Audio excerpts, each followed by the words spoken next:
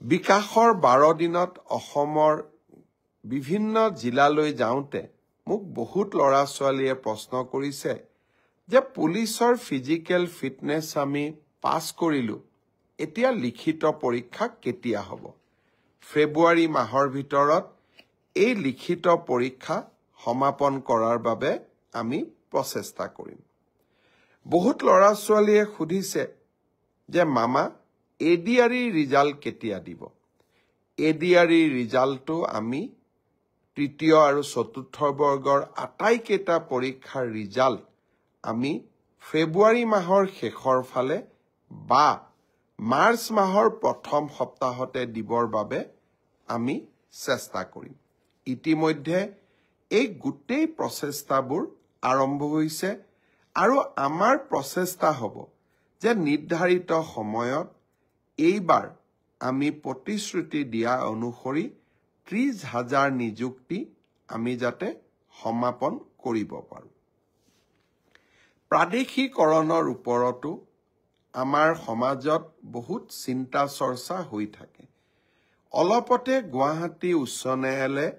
প্ৰাদেশিকৰণৰ ব্যৱস্থাটোৰ ওপৰত এটা গুৰুত্বপূৰ্ণ ৰায় প্ৰদান কৰিছে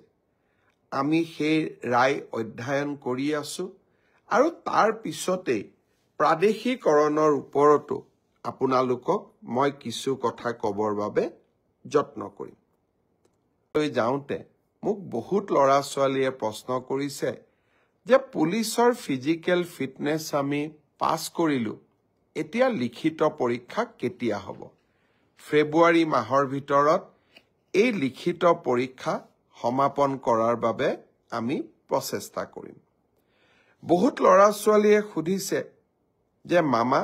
এডিআৰই ৰিজাল্ট কেতিয়া দিব এডিআৰই ৰিজাল্টটো আমি তৃতীয় আৰু চতুৰ্থ বৰ্গৰ আটাইকেইটা পৰীক্ষাৰ ৰিজাল্ট আমি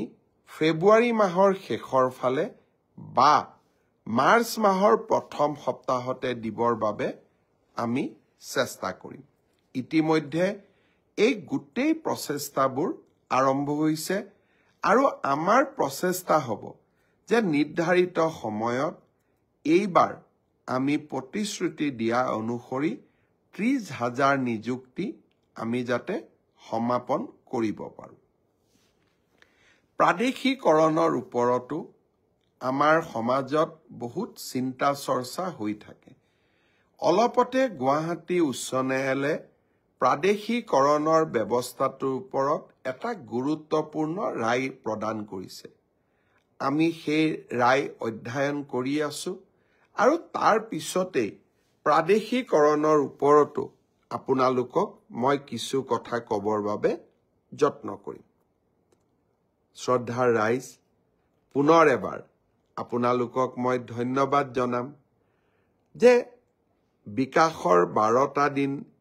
এই সমগ্ৰ সময়ছোৱাত আমাৰ অসমৰ বিভিন্ন স্থানলৈ যোৱা মন্ত্ৰীসকলক বা ব্যক্তিগতভাৱে মোক আপোনালোক